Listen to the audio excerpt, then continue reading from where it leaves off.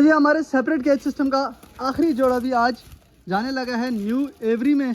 और सबसे पहले बच्चा देख लें आप लोग। बच्चा काफ़ी बेहतर हो गया है। 100% सेल्फ नहीं हुआ है, मगर ये है कि 2 से 3 रोज़ में 100% सेल्फ हो जाएगा। मैंने पहले जो बच्चे डाले थे एवरी में, माशाल्लाह से वो काफ़ी अच्छी प्रोग्रेस चल रही है उनकी, काफ़ी हेल्दी है, एक्टिव है। तो इंशाल्लाह ये भी सर्वाइव कर जाएगा। तो यहाँ पर तीनों बर्ड मेरे हाथ में हैं और तीनों को एक साथ ही न्यू एवरी में डालते हैं। और यहीं पर हम इसी के साथ हमारा आखिरी पेयर भी न्यू एवरी में रिलीज़ हो गया है। तो ये कुछ बच्चे नीचे ऑलरेडी बैठे हुए हैं। इंशाल्लाह ये 4-5 बच्चे हो गए, सारे इकट्ठे बैठेंगे और यहाँ पर अच्छे से ग्रोथ करेंगे। अभी अभी पालक लाए जो कि अपनी इन बंद मुर्गियों को मैंने डाल दिया। जी हाँ, आज सारी मुर्गियाँ मैंने बंद कर दी हैं। उसकी वजह क्या है कि इनको आज दवाई चलाई है और मास्टर केज की हालत काफ़ी ख़राब है। बहुत सारे डंडे शंडे नज़र आ रहे हैं। यहाँ कोई लड़ाई नहीं हो रही, बल्कि ये पिंजरा बन रहा था, इसकी सफाई करनी है। मगर उससे पहले अस्सलाम वालेकुम दोस्तों, कैसे हैं आप सब? उम्मीद करता हूँ आप सब ठीक होंगे और बिल्कुल खैर आफियत से होंगे। वेलकम कहता हूँ खुबैब पेट्स यूट्यूब चैनल के एक न्यू ब्लॉग में। तो दोस्तों फाइनली आज वो दिन आ ही गया कि हमारी इस न्यू एवरी में ग्रीन रिंग में शिफ्ट होने जा रहे हैं। जी हाँ, 3 से 4 ब्लॉग्स में मैं आप लोगों को बोल रहा था कि ग्रीन रिंग इस केज में शिफ्ट करने हैं, लेकिन टाइम ना होने की वजह से मैं ये काम नहीं कर पा रहा था, क्योंकि इसमें थोड़ी सी ज़्यादा वक्त लगता है, मेहनत होती है। तो इंशाल्लाह आज जो हमारे ग्रीन रिंग 3 ब्रीडर जोड़े और 2 जोड़े पट्ठे सारे के सारे इसमें जाने वाले हैं, यानी ऑलमोस्ट 5 पेयर हमारे इस केज में शिफ्ट होने वाले हैं। तो जो जो काम भी होंगे सारे आप लोगों को साथ में दिखाऊंगा और किस तरह से हम अपने ग्रीन रिंग का कॉलोनी सेटअप बना सकते हैं, लगा सकते हैं ब्रीडिंग के पर्पज़ से। इंशाल्लाह ये सारी चीज़ें आज इस ब्लॉग में आप लोगों को देखने को और सीखने को मिलेगी। तो चैनल को कर लें सब्सक्राइब और ब्लॉग में जुड़े रहिएगा, मुकम्मल देखिएगा, इंशाल्लाह ज़रूर कुछ ना कुछ सीखने को मिलेगा। तो शुरुआत करते हैं। सबसे पहले इस केज को कंप्लीट करना है। कल मैंने इस केज में कुछ लकड़ियाँ लगाई थी, जिस तरह से आप लोग बाँस लगे अंदर नज़र आ रहे हैं। ये बाँस वगैरह लगा दिए थे, तकरीबन टोटल 5 बाँस लगाए हैं, ताकि कम से कम लड़ाई और ज़्यादा स्पेस मिले बर्ड्स को बैठने के लिए। क्योंकि अभी मेरे जो रिंग निक हैं वो सेपरेट केज में और इनको कॉलोनी में डालना है। तो कॉलोनी में ऐसे कि ज़्यादा लड़ाई वगैरह ना हो, इसलिए ज़्यादा स्पेस दी है। इसके बाद एक और स्टिक बनानी है सीढ़ी की जैसी, जो कि नीचे से लगकर ऊपर तक जाएगी, ताकि पैरट्स जब दाना पानी लेने आए तो उनको भी ये सीढ़ी मिले। ये भी बनाते हैं। और साथ में ब्रीडिंग बॉक्स किस तरह से मैं इस कॉलोनी में लगाने वाला हूँ ये भी आप लोगों को दिखाऊंगा। तो सबसे पहले यहाँ पर मैं बर्ड्स के लिए सीढ़ी बनाने वाला हूँ, जिस पर वो इजीली बैठ के दाने पानी के लिए ऊपर नीचे हो सकेंगे।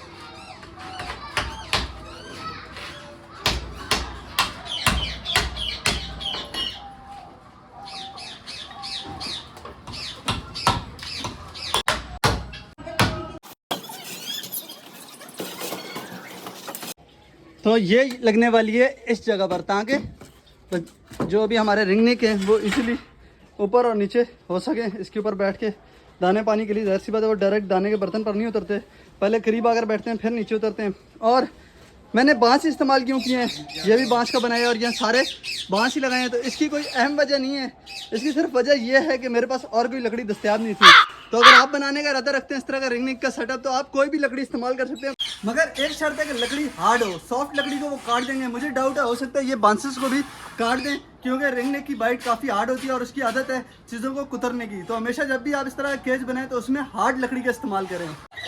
केज की सफाई भी कर दिया है। अभी हमारा केज बिल्कुल रेडी है बर्ड शिफ्ट करने के लिए, लेकिन उससे पहले मुझे ब्रीडिंग बॉक्स लगाने हैं इस केज के अंदर, जो कि सबसे इंपॉर्टेंट काम है। ब्रीडिंग बॉक्स लगाना सबसे इंपॉर्टेंट और ज़रूरी काम है। ब्रीडिंग बॉक्स में एक और एहतियात करनी होती है कि उसकी डायरेक्शन। ब्रीडिंग बॉक्स एक ऐसी चीज़ है जो कि आप एक केज में अगर सही ना हो तो ब्रीडिंग में काफ़ी मुश्किलात हो सकती है। ब्रीडिंग बॉक्स का सही इंतखाब और उसकी सही जगह बहुत ज़रूरी है। किस तरह से लगाना है ये आप लोगों को दिखाता हूँ, कौन से ब्रीडिंग बॉक्स में इस्तेमाल कर रहा हूँ। सबसे पहले तो ये वाले ब्रीडिंग बॉक्स जो लगे हुए हैं इनको मैं इस पिंजरे से निकाल लूँ। प्लस जो रैबिट्स के पास आप लोगों को इतना बड़ा एक बॉक्स पड़ा हुआ नज़र आ रहा है, ये भी मैं अपने रिंग नेक की कॉलोनी में लगाने का इरादा रखते हो। इंशाल्लाह इसको भी निकाल के सेट करते हैं और इसको भी अपनी कॉलोनी में फिक्स करेंगे।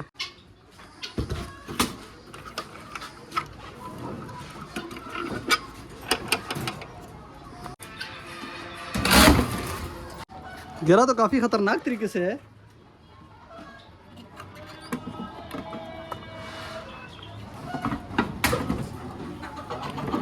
इसको बाहर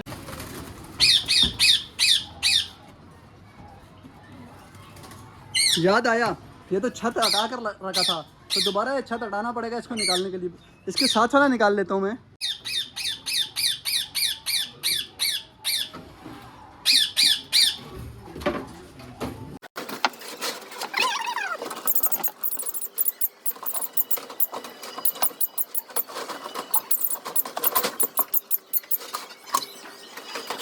तो जब मैं ब्रीडिंग बॉक्स निकाल रहा था, ये रैबिट्स का दरवाज़ा खुला रह गया और सारे क्या है, 3 ही है, बल्कि मेरे पास तीनों में से 2 रैबिट्स बाहर आ गए। ओ ये कहाँ गया? और यहाँ चढ़ा हुआ है, ये देखें आप लोग, यहाँ घूम रहा है ये। और ये वाले फिर से अंदर चले गए। तो घूमते रहे आज, क्योंकि आज इनकी मौज है, मुर्गियाँ बंद है। बाकी ब्रीडिंग बॉक्स की बात होती है। ब्रीडिंग बॉक्स के लिए मैं किक्कर की लकड़ी, हार्ड लकड़ी के ब्रीडिंग बॉक्स इस्तेमाल करता हूँ। एक फुल साइज़ का है, 2 स्मॉल साइज़ के हैं, एक वर्टिकल है और एक हॉरिजॉन्टल है, यानी कि एक खड़ा बॉक्स है, एक लेटा बॉक्स है। ये 3 बॉक्स मैं इस्तेमाल कर रहा हूँ, हार्ड है। और जो सबसे नोटेबल बात है वो इनके जो सुराख हैं, एज है, वहाँ पर लोहे की पत्रियाँ लगी हुई हैं ताकि तोते इनको काट ना सकें। तो इस चीज़ को भी बहुत मद्देनज़र रखना पड़ता है। अब इनको मैं लगाने वाला किस तरह हूँ वो दिखाता हूँ। उससे पहले मैं ये वाला बॉक्स निकाल लूँ।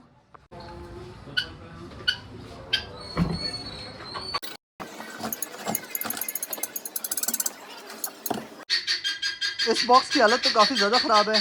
इसको बिल्कुल प्रॉपर क्लीन करना पड़ेगा, ड्राई करना पड़ेगा, फिर लगाऊंगा। तो हो सकता है कि आज के दिन में हमारा ये वाला बॉक्स ना लगे, क्योंकि इसकी हालत काफ़ी ख़राब है।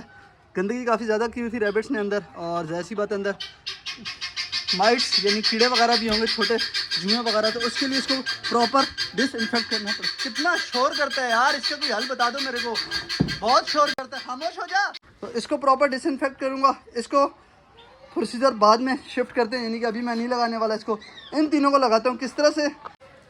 तो दोस्तों, इन ब्रीडिंग बॉक्सेस को लगाने के लिए मैं इस्तेमाल करने वाला हूँ ये वाले क्लिप। ये प्लाई वगैरह को लगाते हैं दीवार के, तो उसके लिए इस्तेमाल होता है। इसको यहाँ पर ऐसे फिक्स करके स्क्रू की मदद से मैं इजीली दीवार से लगा सकता हूँ। एक ब्रीडिंग बॉक्स में 2, यानी कि हर ब्रीडिंग बॉक्स में ये वाले 2 क्लिप लगेंगे। लेकिन एक और बात भी जो बहुत ज़रूरी है शेयर करना, कि 2 बॉक्स में हमारे खामोशी साइड से खुलने वाले हैं और एक बॉक्स जो है वो हमारा पीछे से खुलने वाला है। तो इसको ज़रा और तरीके से लगाएंगे और इन दोनों को दीवार के साथ लगाऊंगा, दिखाता हूँ आप लोगों को लगाकर।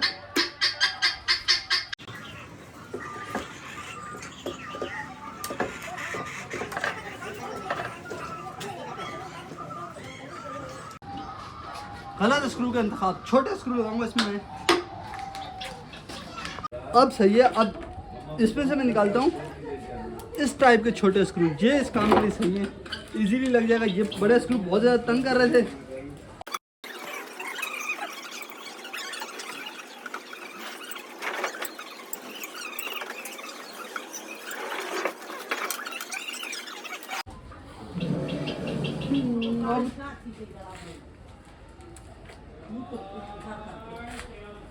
अब मैं स्क्रू ड्राइवर रख के कहीं भूल गया, यहाँ पर था ये, तो यहाँ पर।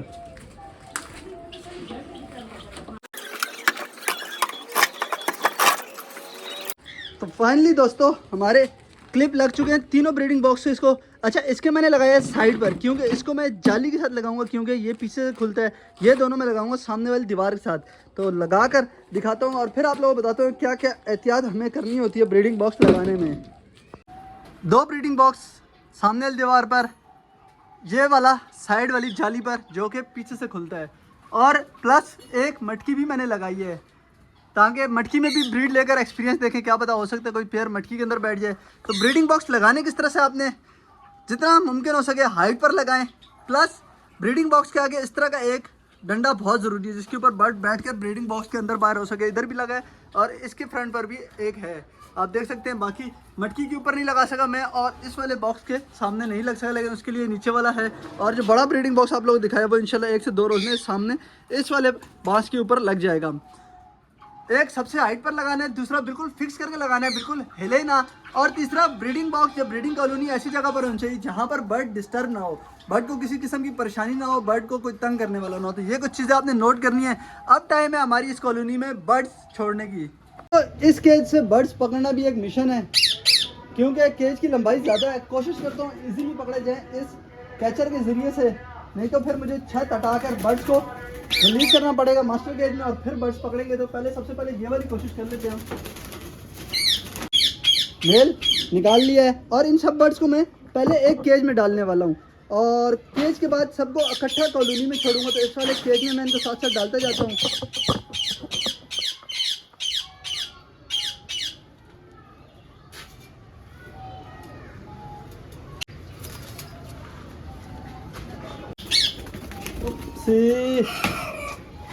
तो इसकी फीमेल बाहर निकल गई है और यहाँ ऊपर जाके बैठ गई है। फीमेल को मैं बाहर ही रहने देता हूँ, पहले मेल पकड़ लेते हैं क्योंकि अल्हम्दुलिल्लाह मास्टर केज में निकलने की जगह कोई नहीं है। तो मेल शिफ्ट करके फिर फीमेल पकड़ते हैं। ये ब्रीडर फीमेल है और ये थोड़ी मोल्ड पे आई हुई है। इंशाल्लाह थोड़ा टाइम बाद ये ब्रीड पर भी आ जाएगी इंशाल्लाह। इसको शिफ्ट करता हूँ। तो ये घर का पट्टा है और मेरे से मिस्टेक ये हुई थी कि मैंने इनके पर काट दिए थे। जब मैं इनको हैंड टाइम करने की कोशिश कर रहा था, मेरे से हैंड टाइम नहीं हुए, फर्स्ट टाइम था मेरा, मैंने इनके पर काट दिए थे। लेकिन अल्हम्दुलिल्लाह इनके पर काफ़ी ज़्यादा रिकवर हो गए। इंशाल्लाह मुझे उम्मीद है कि 3 से 4 महीने में इनके फुल फेदर्स वापस आ जाएंगे। तो दोस्तों अल्हम्दुलिल्लाह सारे ग्रीन रिंग नेक हमारे इस केज में आ गए हैं, मगर अभी एक फ़ीमेल बाकी है। अब बारी है इस फीमेल को पकड़ने की और पहले ही झटके में काबू आ गई।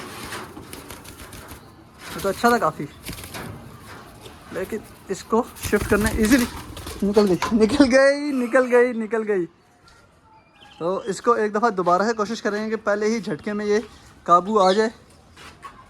और काफ़ी ज़्यादा एग्रेसिव फीमेल है, ये काफ़ी ज़्यादा लड़ रही थी। जो मैंने आप लोगों को पहले भी 1-2 दफ़ा अपडेट दी थी कि इसके पाँव भी ज़ख्मी हुए हैं।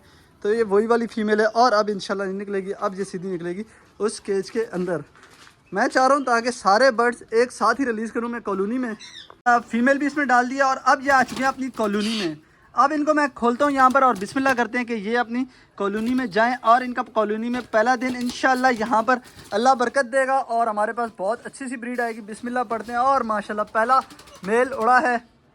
ज़ाहिर सी बात है फ्लाइंग में थोड़ा सा प्रॉब्लम होगा, छोटे केज में थे, बड़ी कॉलोनी में आए हैं तो 1 से 2 दिन में इंशाल्लाह एडजस्ट हो जाएंगे, परों को भी आदत हो जाएगी फ्लाइंग की। माशाल्लाह ये फीमेल भी गई और बिल्कुल टॉप पर जाकर बैठी। 1 बाय 1 करके खुद ही निकलेंगे यहाँ पर। एक साथ छोड़ने का मकसद भी यही था कि ऐसा ना हो कि पहले से ही कुछ बर्ड कब्जा कर लें किसी स्टिक पर और फिर उसकी वजह से लड़ते रहें आपस में। तो एक साथ रिलीज़ करने का सबसे बड़ा मकसद भी यही था। निकल जाओ, एक और गया और ये यहाँ पर चौथा, 5वां, 6ठा। जैसा पहले मैंने आप लोगों को बताया कि इसमें 3 ब्रीडर पेयर है, यानी कि 6 पीस ब्रीडर हैं और 4 पीस पट्ठे हैं। तो यहाँ पर मेरे ख्याल से पट्ठे जो है उनकी फ्लाइंग सही नहीं है, क्योंकि मैंने आप लोगों को बताया कि इनके मैंने पर भी काटे थे जब मैं इनको हैंड टाइम करने की कोशिश कर रहा था, लेकिन अनफॉर्चुनेटली मेरे से हैंड टाइम नहीं हो सके थे। तो अब पर वापस आ रहे हैं इंशाल्लाह। ब्रीडिंग सीज़न तक इनके पर भी आ जाएंगे, लेकिन ये नेक्स्ट ब्रीडिंग सीज़न में मेरे पास ब्रीड करेंगे। तो 2 ही रह गए हैं, बाकी तो सारे यहाँ पर कॉलोनी में जा चुके हैं और ये आप लोग देख सकते हैं माशाल्लाह से। चलो तुम दोनों भी निकलो अभी यहाँ से।